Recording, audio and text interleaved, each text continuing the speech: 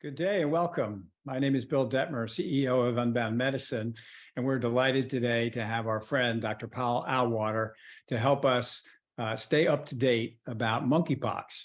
As you know, Dr. Auwaerter is a professor of medicine in Johns Hopkins School of Medicine and the director of the Division of Infectious Diseases.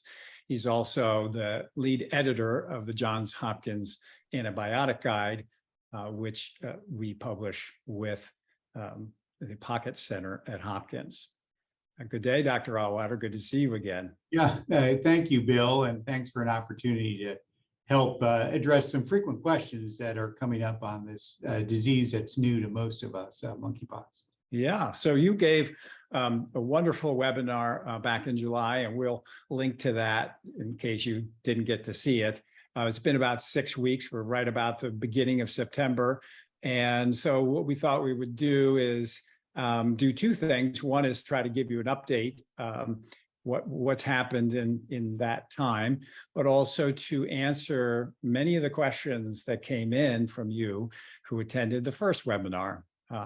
So why don't we get started by looking at some of the questions. Great. Go ahead, Bill. So every outbreak has its epidemiology. You know, what's happening and where and why. What can you tell us about that?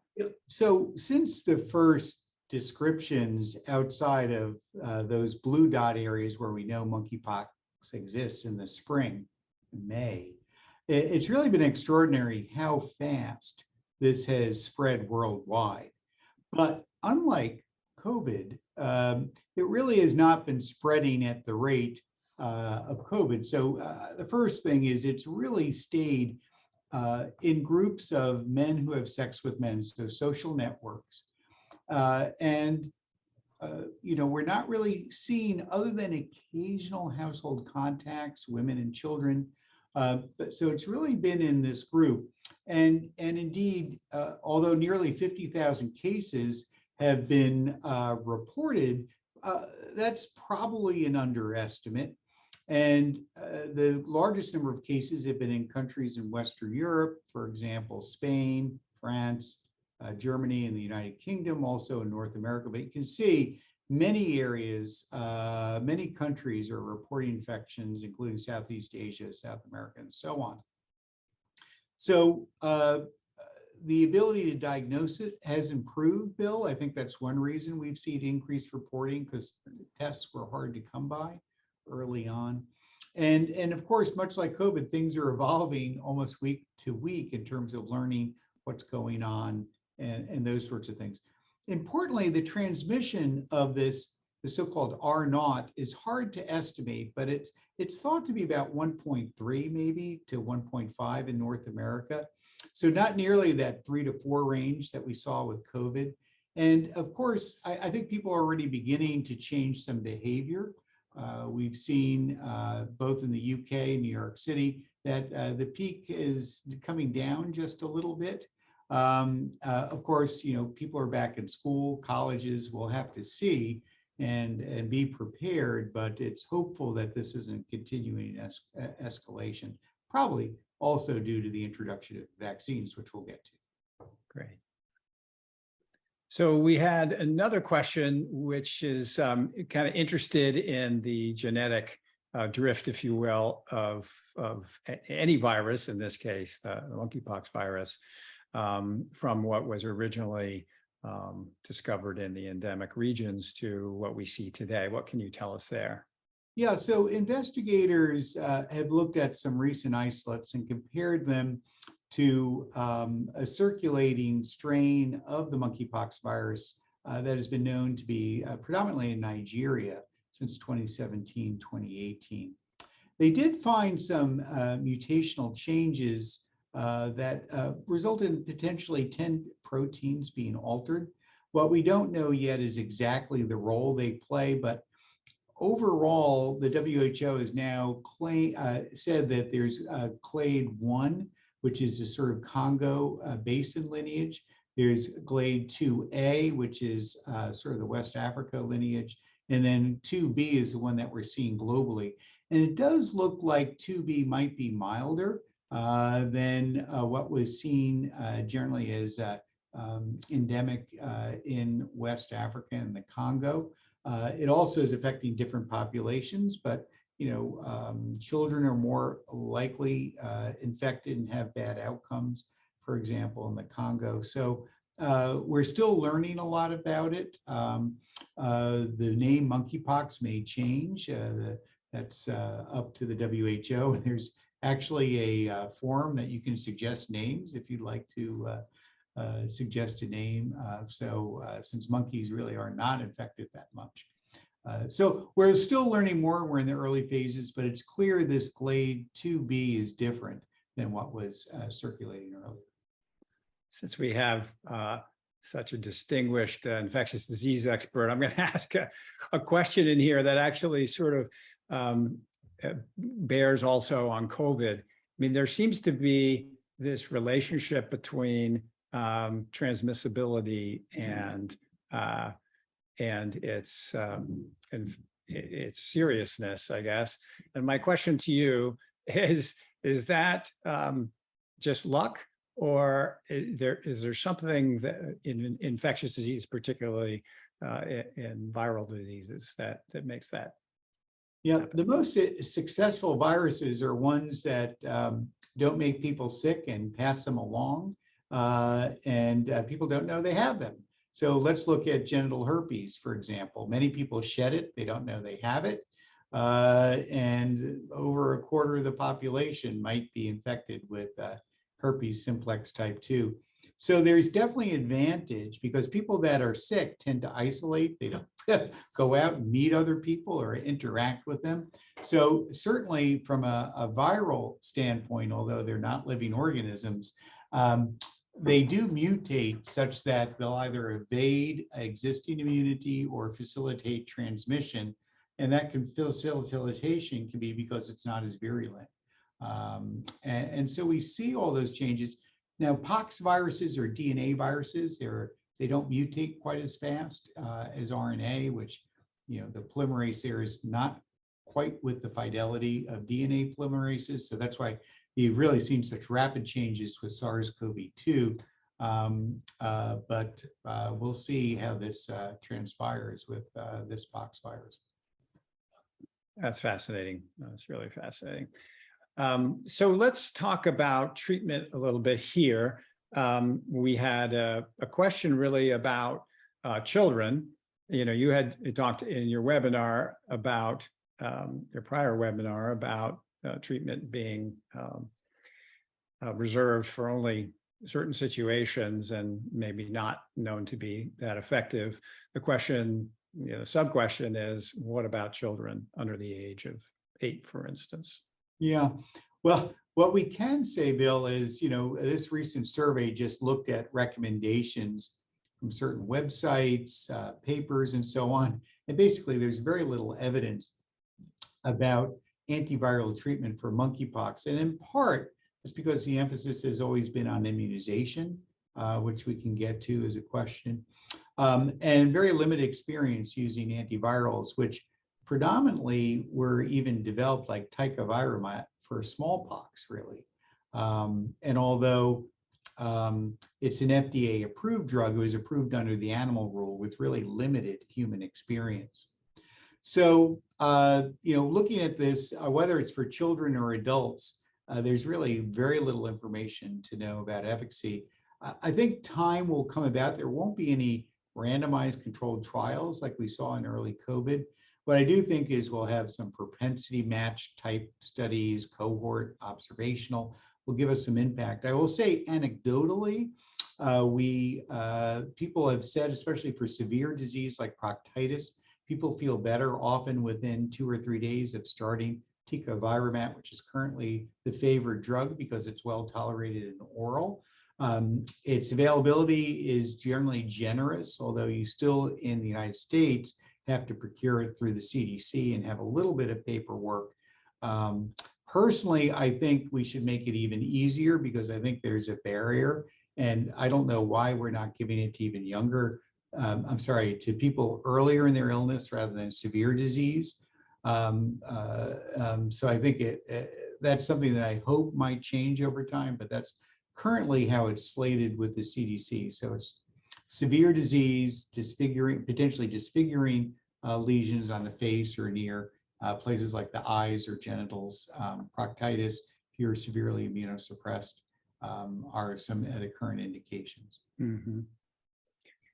This would be a good time to ask you about your experience at Hopkins. Obviously, you've been at the center of COVID in so many ways, and Johns Hopkins has. It's not that common in the United States, but there are cases. What do you see, in your own institution or in your own state? Right. So we've evaluated a number of patients. I'd say we really have a small percentage who have required hospitalization. It's usually for pain control. And people have done well. To date, there's been no deaths either in our institution or really anywhere in the United States that's been reported, and only a handful of deaths worldwide with very rare encephalitic presentations.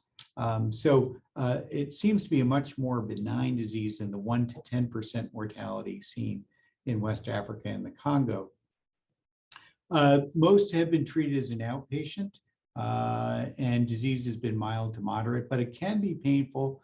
This is probably the most concerning. And then also just the 2 to 4 weeks people have to take and isolate until the lesions are completely covered with skin, because of the concern you could pass along infection with close contact.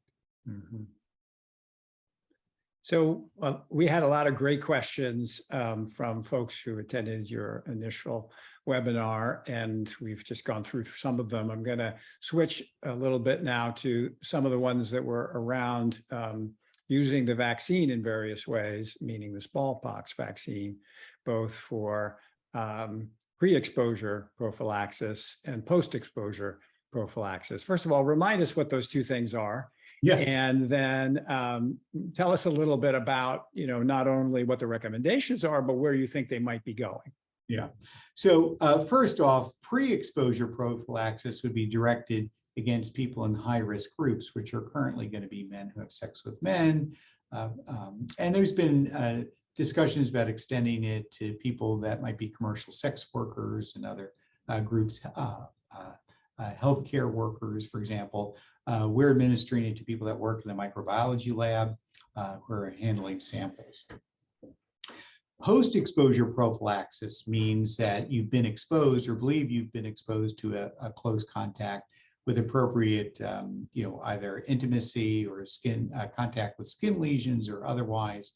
And that really seems to be within 4 days, although up to 2 weeks is also acceptable because it's thought the vaccine may potentially modify the severity of illness if it's given, much like we try to do with rabies. We're not sure what that window is, but we're hoping the virus travels slowly in nerves. This obviously spreads faster than rabies because it's not just a neurally driven one, but there is this window. The issue with the vaccine at the moment is just supply issues. And many health departments are prioritizing post-exposure prophylaxis rather than pre-exposure. So you can jump the queue, as it were, if you have post-exposure prophylaxis. Depends a little bit on what your local health department is doing. But if you have a concern for post-exposure prophylaxis, I would definitely call your local health department to see if there's availability of the vaccine. So help us with the layering, the incubation period with the post-exposure prophylaxis, because sometimes it helps people learn exactly when to intervene and when it's going to be valuable relative to knowing what the incubation period is and when you can make a. Yeah, so the incubation period is thought to be up to 3 weeks. When the Centers for Disease Control looked at it, the average was 1 week. I think their outlier was 17 days. So they have this conservative 3-week period where you're supposed to look for potential skin lesions. And if you see those or pharyngitis or proctitis, you should isolate and seek medical care. Okay. So turning to a little bit more of the presentation, there have been some, a lot of times what you see in things that are written are the pictures of the lesions, often one or two or three, because that helps to, show you the pustular or vesicular look. Could you talk a little bit more about what you would expect in terms of distribution, looking at in the totality, if you were a general clinician evaluating patient, where would you be looking and where might you find lesions? Right. A couple of things for people that may have learned about smallpox. Smallpox was supposed to have synchronous lesions that all come on at once. This tends to have skin lesions that develop asynchronously, much like chickenpox. So you might see various stages. It could start off looking like a macule or even a pimple, blister that then enlarges to a pustule or a traditional pox lesion. We've seen that on the fingers, hands, soles.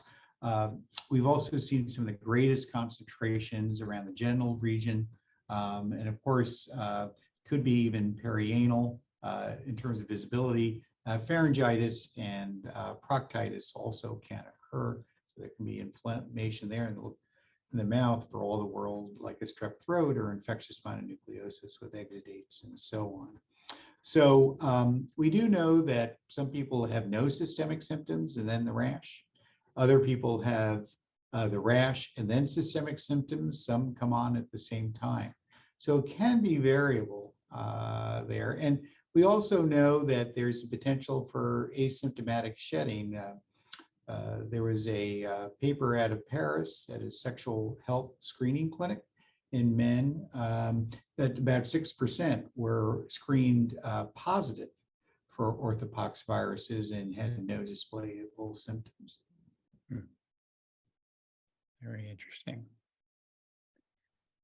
How about in terms of the environment and let's say that you believe that you've been exposed or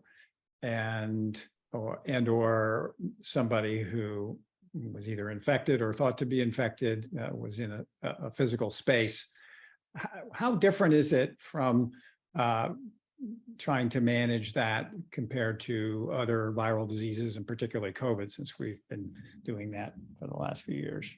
Yeah, I think it's important to say that we really have not seen infections being acquired from built surfaces, so hard surfaces, bathrooms, doorknobs, these sorts of things. Of course, there's a history of smallpox impregnated blankets being given to Native Americans in the 18th century to try to infect tribes and cause severe disease to weaken their sort of combative status. Certainly, orthopox viruses can survive, especially on porous surfaces like bedding and clothing. But again, trying to divorce that from close contact during intimate acts and so on is very difficult. It does not seem to be respiratory spread so far. And of course, we'll have to watch and wait, but we're not seeing that kind of catalyst. So I've generally been trying to reassure people, say, look, it is really still an intimate, close contact of skin or mucous membranes that seems to be transmitting this, rather than picking it up just because you're out in public, riding the bus, and these sorts of things. Now, if someone has it in your household, please take care and isolate and use separate facilities and so on. But we're not really seeing something that is anything resembling the respiratory viral spread that we saw with COVID. Mm-hmm. Well, that kind of leads me to this question, which is more of a, I suppose, it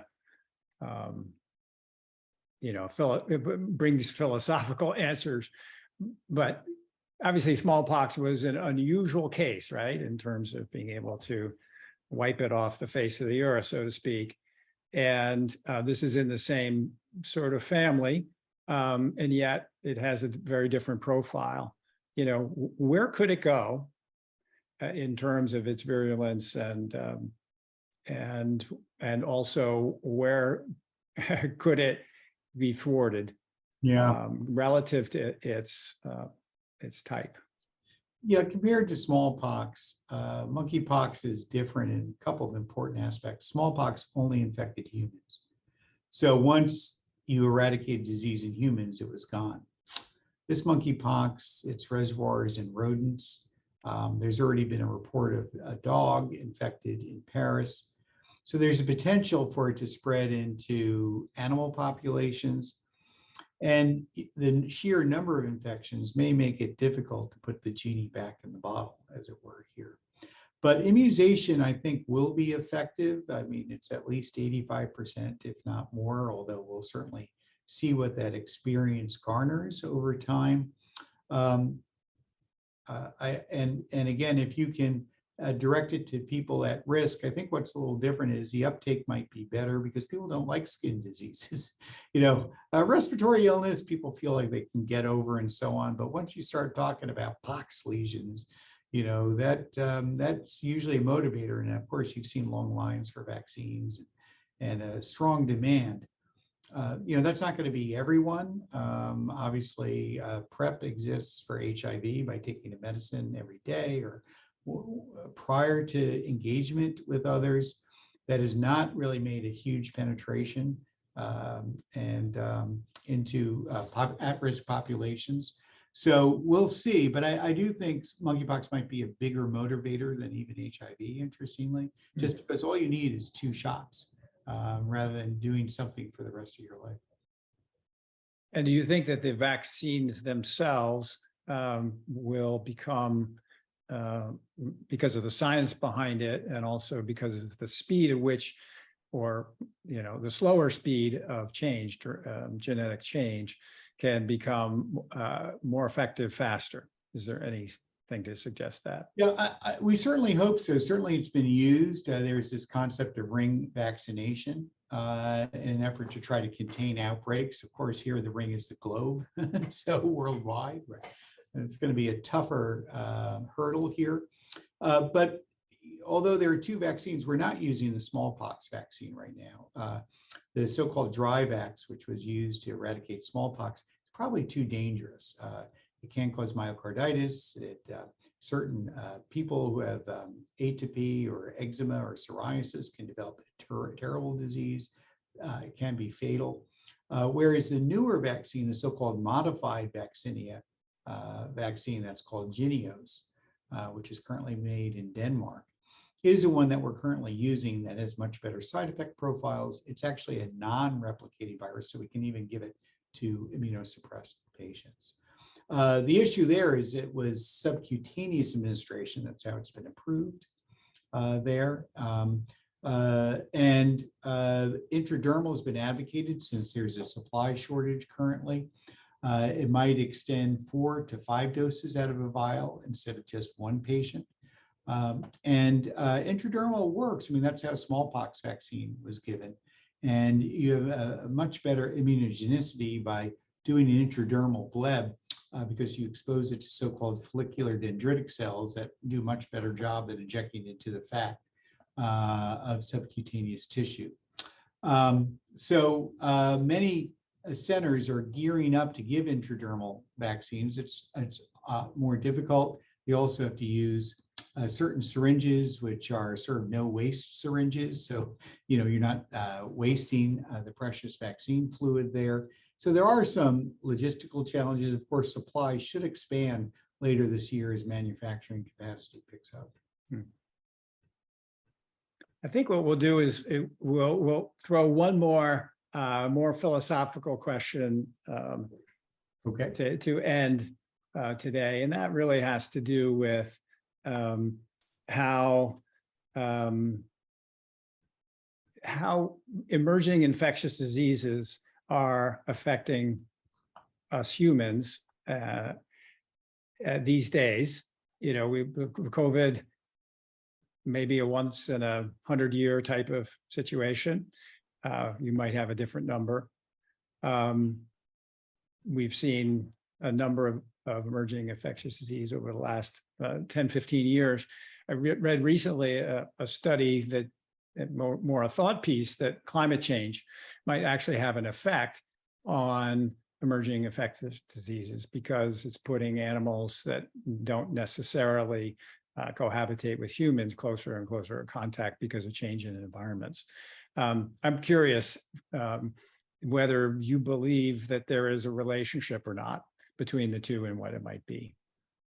Bill, I think you bring up some points that certainly could be factors. I also think going over the years, there's always probably been a lot of unexplained illnesses that we didn't have the tools to diagnose. And now we have increasing molecular assays and next generation sequencing. So we're identifying things, more and more sophisticated techniques, and generally faster to identify problems. I do think it's a sheer population issue too. I mean, people are living, there's more people on the planet, as you mentioned, we're spreading out into environs that maybe were less densely populated than in years past.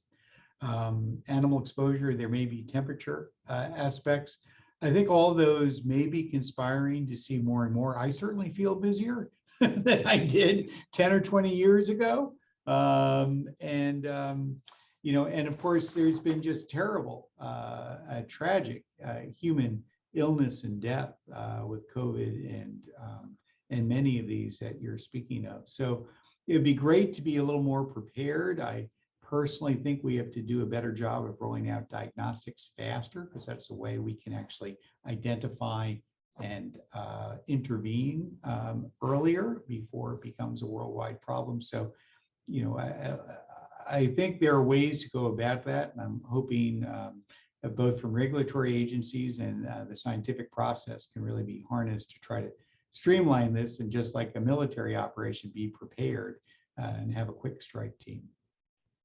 Yes, our public health in the United States in particular is important probably to us as our national defense. And I think it will be interesting to see if we do the things we need to do to strengthen that over time. Well, Paul, as always, it's great to talk to you. When you say, you know, you've been busier, I'm sorry for you personally, but I'm awfully glad for the planet and for those of us who know you and know Hopkins, that you're out there helping us understand these things so we can take better care of our patients. Well, certainly, Bill, and I by no means want to take credit. I mean, there's so many people that are putting in untold efforts up and down the healthcare system, and scientists. So many trying to help respond and keep people as healthy as possible.